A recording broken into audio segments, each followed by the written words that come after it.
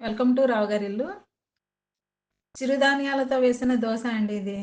రుచి చాలా బాగుంది. రండి, ఎంత మాత్రం ఆలస్యం చేయకుండా ప్రాసెస్‌లోకి వెళ్ళిపోదాం. చూడండి, దోసల కోసం పావు గ్లాస్ చొప్పున కొర్రలు, సామలు, జొన్నలు, సజ్జలు, టేబుల్ స్పూన్ ఓట్స్ ఇవన్నీ సమపాళ్లలో తీసుకోండి. మీరు పెద్ద మొత్తంలో అట్లు వేయాలనుకుంటే ఎక్కువ పరిమాణంలో తీసుకోవచ్చు. చిరుధాన్యాలన్నింటినీ సమంగా తీసుకోవాలి. ఏ గ్లాస్‌తో అయితే మిల్లెట్స్ తీసుకున్నామో అదే గ్లాస్‌తో తాజా పెరుగు కలపాలి. ఫ్రెష్ పెరుగు వేస్తేనే మంచిది. ముందుగా మిల్లెట్స్‌ను 2, 3 సార్లు శుభ్రంగా కడగాలి. వీటిలో పెరుగు వేసి దాదాపు 12 గంటలు నానబెట్టాలి. ఓట్స్‌ను మిక్సీ పట్టేటప్పుడు కలుపుకోవాలండి. రాత్రంతా పెరుగులో నానిన చిరుధాన్యాలు ఉదయానికి ఇలా ఉన్నాయి. వీటిని ఇప్పుడు మెత్తగా మిక్సీ పట్టుకోవాలి. నేను tablespoon oats, tablespoon రాగిపిండి కలుపుతున్నానండి. రాగిపిండి ఉండటంతో నేను రాగులు నానబెట్టలేదండి. నేరుగా పిండి కలిపేస్తున్నాను. ఇప్పుడు మిల్లెట్స్‌ని మిక్సీ పట్టుకోవాలి. చూసారా? మిల్లెట్స్ బటర్ రెడీ అయిపోయింది.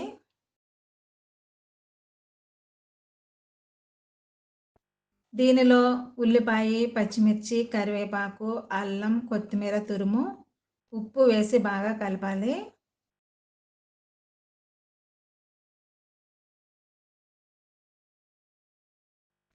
ఇది రవ్వ దోసలా రావాలండి.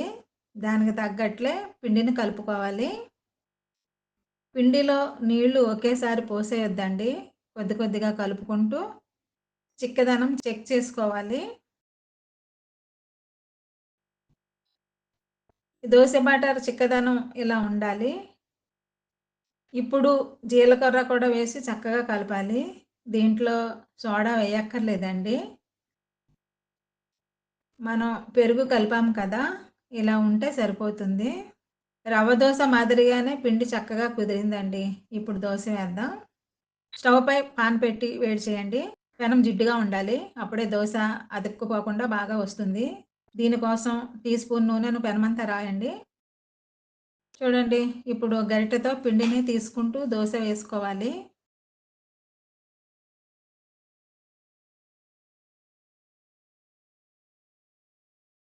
దోస వేశాక వెంటనే నూనె చిలకరించండి.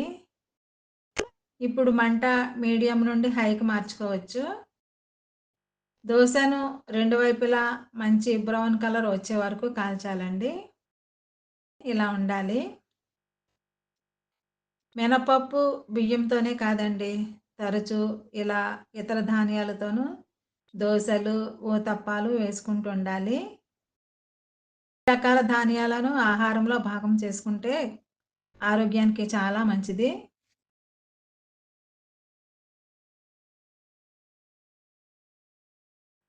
మిల్లెట్స్ దోసలు మాత్రం చాలా బాగా వచ్చాయండి. ఇదే పిండిని కాస్త చిక్కగా కలుపుకొని మందంగాను అట్టుకోయొచ్చు. అది కూడా చాలా బావుంటుంది. ఈ మిల్లెట్స్‌లో కొంచెం మినపగుండు కూడా వేసుకొని రుబ్బుకుంటే అది మిల్లెట్స్ ఊతప్పం అవుతుందండి. ఇలాంటి ఊతప్పాలను బెల్లం పానకంలో ముంచుకొని తింటే భలే ఉంటుందండి. మిల్లెట్స్ దోసలు వేయటం చాలా ఈజీ. ఆరోగ్యకరమైన దోస అండి ఇది. షుగర్ పేషెంట్స్‌కి చాలా మంచిది. దీంట్లో 5 రకాల మిల్లెట్స్‌తో పాటు బైండింగ్ కోసం ఓ టేబుల్ స్పూన్ ఓట్స్ కలపడం వల్ల దోస చక్కగా వస్తుంది. చిరుధాన్యాలను పెరుగులోనే కాదండి, నీళ్ళల్లోనూ నానబెట్టుకోవచ్చు. తాజా పెరుగు వాడితే దోసలు చాలా రుచిగా ఉంటాయి. పుల్లటి పెరుగు వేయకూడదండి. అందుబాటులో ఉన్న చిరుధాన్యాలను ఇలా రుచికరంగా వండుకొని తినడం ఆరోగ్యానికి ఎంతో మేలు చేస్తుందండి. మీరు కూడా ఈ హెల్తీ రెసిపీ ట్రై చేయండి. మీకెలా వచ్చిందో నాకు కామెంట్ చేయండి.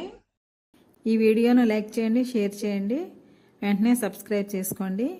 మరిన్ని మంచి రెసిపీస్ కోసం నా ఛానల్ రావు గారి ఇల్లు ఫాలో అవ్వండి.